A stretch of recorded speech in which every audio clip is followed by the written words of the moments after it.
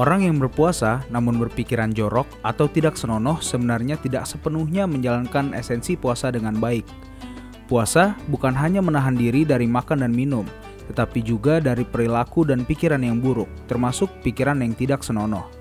Meskipun secara fisik seseorang tetap berpuasa, pikiran yang kotor atau buruk bisa mengurangi pahala puasa dan mengganggu kedamaian batin. Lalu, bagaimana cara menghilangkan pikiran tidak senonoh atau jorok selama berpuasa? Apakah ada dalil atau hadis yang membahas hal tersebut? Yuk, simak pembahasan selengkapnya di Ternyata Ada Dalilnya episode berikut ini. Nama saya Anton Bustomi. Oh ya, nama saya Anton Wijaya.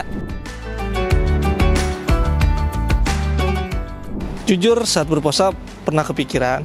Sejauh ini sih tipis-tipis ya Mbak ya. Alhamdulillah sih, tapi sebagian besar ketika pikiran itu muncul saya sering-sering beristighfar aja.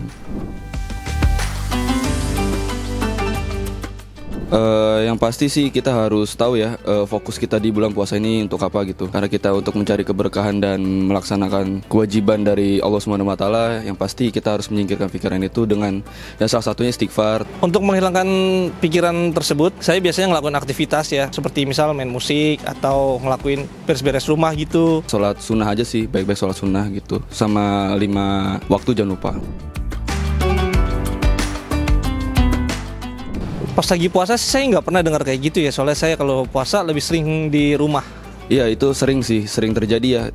Justru kita sebagai yang mendengarnya alangkah baiknya kita tutup mulutnya gitu dengan cara beristighfar. Ketika kita beristighfar dan kita berkomunikasi dengan sesama manusia tuh, dia harusnya dengan sadar untuk berhenti berbicara seperti itu atau membahas seperti itu gitu. Oke, ini biasanya kalau anak Gen Z sekarang gitu ya. Jadi mereka itu pasti, apalagi anak-anak muda, puasanya itu puasa hanya menahan lapar dan dahaga saja.